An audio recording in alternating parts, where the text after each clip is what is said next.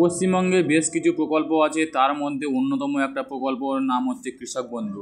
তো আজকের আমি এই কৃষক বন্ধু প্রকল্পের মাধ্যমে আপনাদের সঙ্গে আলোচনা করব যে যারা আমাদের পাড়া আমাদের সমাধান ক্যাম্পে নতুন করে ফর্ম জমা করেছেন বা আবেদন করেছেন, তারা কীভাবে স্ট্যাটাস চেক করবেন এবং কোথায় যেতে হবে সব কিছু আলোচনা করব এই ভিডিওর মাধ্যমে। তো আপনাদেরকে প্রথমত জানিয়ে রাখি, কোথাও যাওয়ার প্রয়োজন নেই।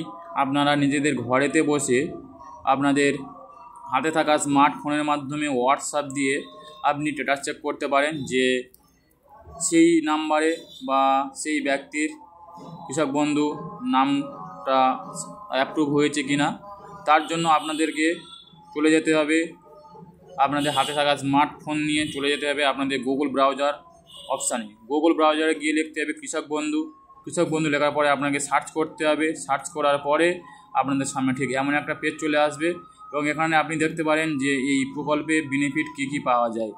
এই প্রকল্পে বেনিফিট বলতে দেখুন, বেনিফিট এখানে আমি দেখিয়ে দিচ্ছি।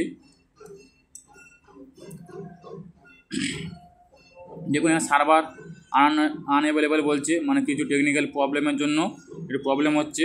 তো তার জন্য হোয়াটসঅ্যাপে যেতে হবে। হোয়াটসঅ্যাপে গিয়ে আপনাকে কৃষক বন্ধুর যে মোবাইল নাম্বারটা, সেই মোবাইল নাম্বারে আপনাকে হাই SMS করতে হবে। হাই লেখার পরে আপনাদের সামনে ঠিক এমন একটা চলে আসবে, নমস্কার কৃষি বিভাগ পশ্চিমবঙ্গ সরকার আপনাকে স্বাগত জানায় বলে এখানে দুটো ভাষা চলে আসবে, বাংলা এবং ইংলিশ। এখানে আপনি আপনার পছন্দ মতো সিলেক্ট করে নেবেন। আমি ইংলিশ সিলেক্ট করে নিলাম। নেওয়ার পরে আপনার সামনে ঠিক এমন একটা অপশান চলে আসবে যে শো স্কিম। শো স্কিমের উপরে আপনি ক্লিক করবেন। ক্লিক করে আপনি কোন বিষয় দেখতে যাচ্ছেন সেটাকে ক্লিক করবেন। তো কৃষক বন্ধুরা ক্লিক করার পরে সেন্ড করবেন। সেন্ড করার পরে আপনাদের সামনে এমন একটা SMS চলে আসবে। এখানে আসার পরে আবারও দেখুন বাম দিকে দেখুন শো অপশান বলে লেখা আছে। এই শো অপশানে আবারও ক্লিক করবেন। ক্লিক করে আপনি কি বিষয় দেখতে যাচ্ছেন, তো আমরা দেখতে যাচ্ছি অ্যাপ্লিকেশান স্ট্যাটাস। তো অ্যাপ্লিকেশান স্ট্যাটাসে আমরা ক্লিক করব। ক্লিক করার পরে আবারও সেন্ড করব। সেন্ড করার পরে আবারও চাইবে যে কোন ডকুমেন্টসের মাধ্যমে আপনি দেখতে যাচ্ছেন। দেখুন আমি এটাকে সেন্ড করলাম। সেন্ড করার পরে এখানে আবার দেখুন বাম সাইডে show search option. Show search অপশানে আবারও ক্লিক করবে। ক্লিক করার পরে আপনাদের সামনে চলে আসবে যে আপনি কোন ডকুমেন্টস দিয়ে চেক করতে যাচ্ছেন। তো আপনার যেটা সুবিধা হবে আপনি সেই ডকুমেন্টটা সিলেক্ট করে নেবেন।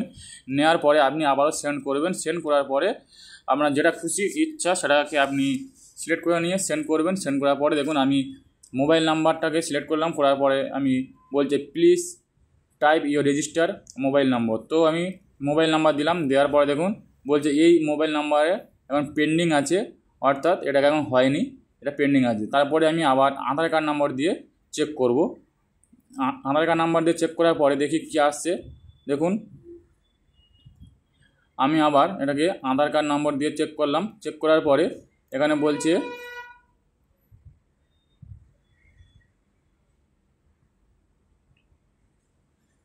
দেখুন এখানে আমি আধার কার্ড নাম্বার দিয়ে চেক করলাম। চেক করার পরে বলছে প্লিজ টাইপ ইওর আধার।